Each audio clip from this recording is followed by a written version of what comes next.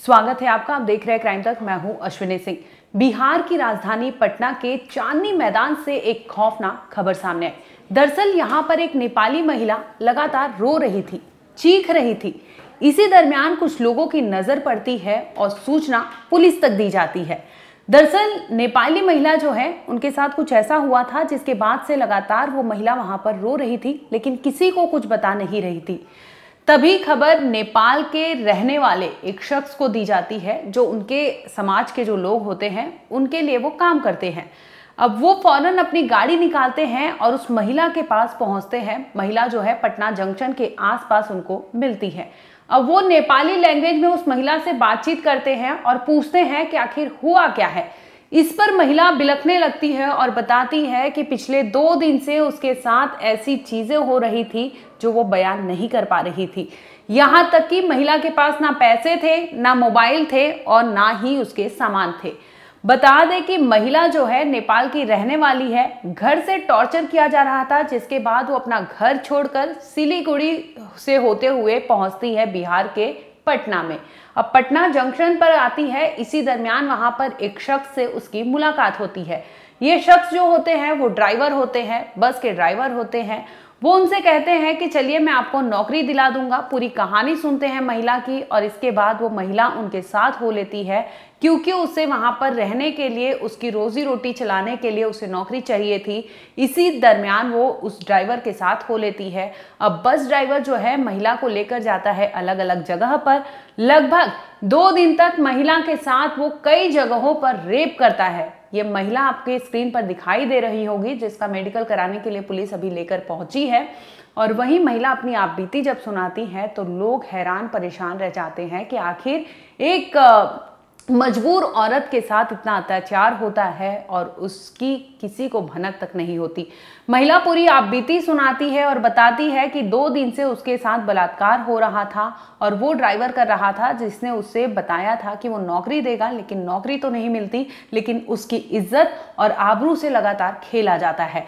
अब महिला वहां से जैसे ही ये खबर मिलती है, पुलिस पहुंचती है, महिला को ले जाती है मेडिकल के लिए और उससे पूरी आपबीती सुनती है। और दूसरी ओर जो महिला का मदद करने के लिए वहां पर आए थे नेपाल समाज के जो शख्स थे, वो पहुंचते हैं। इन दोनों ने अपना बयान दिया है। एक और पुलिस ने क्या कहा आपको वो सुनवाएंगे, दूसरी ओर उस जो नेपाली समाज के शख्स हैं उन्होंने क्या कहा वो भी सुनवाते हैं। आप पहले पुलिस की बाइट सुनिए, उसमें महिला के साथ क्या कुछ हुआ था, पुलिस ने क्या बताया, वो एक बार सुन लीजिए।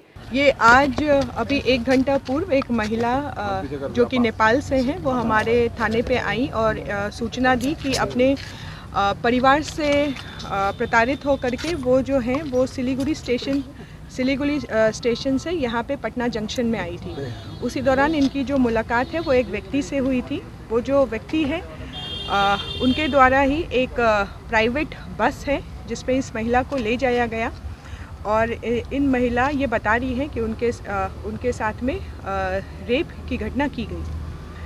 इसी जो सूचना मिलते ही इस पे प्राथमिकी दर्ज की जा रही है तथा जितनी भी आवश्यक कार्रवाई होती है FSL टीम को बुलाया गया है तथा वो मेडिकल के लिए भी महिला को भेजा जा रहा है। आरोपी का नाम क्या है? जो जानकारियां मिल रही है कि वो BMP का जवान बताया जा रहा है।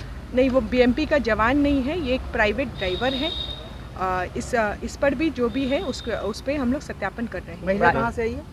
महिला जो है वो नेपाल से। प्राइवेट ड्राइवर कहाँ का है मैम? इस पे सत्यापन चल रहा है। हमारे पास जो नाम आए हैं उस पे हम लोग सत्यापन कर रहे हैं। उसके बाद ये हम आपको BMP का गाड़ी चलाता है या बिहार पुलिस का? नहीं, ये बिहार पुलिस का गाड़ी नहीं चलाता है, ये एक प्राइवेट गाड़ी का चालक है। BMP जाते हैं ना, ये प्राइवेट। ये सारी चीज़ें जो सामने आई हैं वो सभी का सत्यापन किया जा रहा है। सत्यापन के पश्चात हम आपको और सूचना देंगे। और कहाँ पे हुई है? पीड़ित महिला ने क्या कुछ बताया? ये बता रही हैं कि इन्हें अलग अलग जगह लेके जाया गया था। अब ये जो जगह है उसका सारी जगह का सत्यापन किया जाएगा। जो है वो बस ही है अभी, और आवश्यक कार्रवाई करते हुए, सत्यापन करते हुए हम आपको फर्दर और इन्फॉर्मेशन देंगे। क्या कुछ नाम है? उसका सत्यापन किया जा रहा है, उसका आगे का अपडेट हम आपको बताएंगे। दरअसल आपको बता दें कि एयरपोर्ट थाने में ये मुकदमा दर्ज हुआ है, जहां पर पुलिस का कहना है कि उस महिला के साथ रेप हुआ था। 2 दिन तक ड्राइवर ने उसके साथ अश्लील हरकतें की थी। इसके साथ ही उसकी आबरू से खेला गया था, जिसके तहत बीएनएस के तहत मामला दर्ज कर लिया गया है। इसके अलावा आपको बता दें कि जो महिला ने अपनी आपबीती सबसे पहले शख्स से बताई थी, उनका भी बयान सामने आया है। उन्होंने कैसे बिहार पुलिस का और इंडिया के कानून का तारीफ किया है, एक बार आप वो भी सुन लीजिए। कल सबसे पहले आप लोग धन्यवाद दिल से और पूरे मीडिया कर्मी के।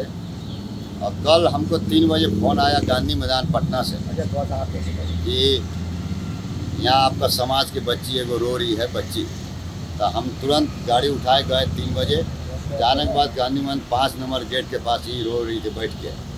तो जाने के बाद हमने पूछा क्या हुआ, कहाँ से आई हो? ये बोली कि नेपाल से हम आए हैं। और हमारा साथ ड्राइवर जो थे काम देने के नाम पे हमको बैठाया गाड़ी में। हमारा साथ 2 दिन से बलात्कार कर दिया है और हमारा सामान मोबाइल पैसा भी ले लिया है। बोलोगे तो जान मार देंगे बोल के धमकाया है। हमको इंसाफ चाहिए। तो हम तुरंत इसको गोरखा समाज का ऑफिस में ले आएंगे, यहाँ कौशल नगर अनिसाबाद में। लाने के बाद लेडीज़ लोग हम लोग आया, लेडीज़ को बताई कि हमारा साथ ऐसा ऐसा कर्म हुआ।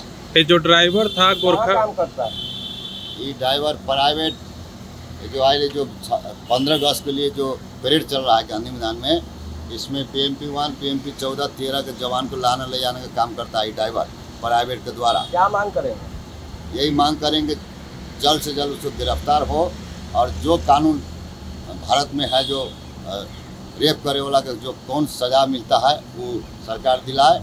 और बिहार पुलिस बहुत बढ़िया काम किया है और यहाँ के DSP सचिवालय DSP साहब बहुत मदद किए हैं, इसलिए हम सैल्यूट देना चाहते हैं बिहार पुलिस के।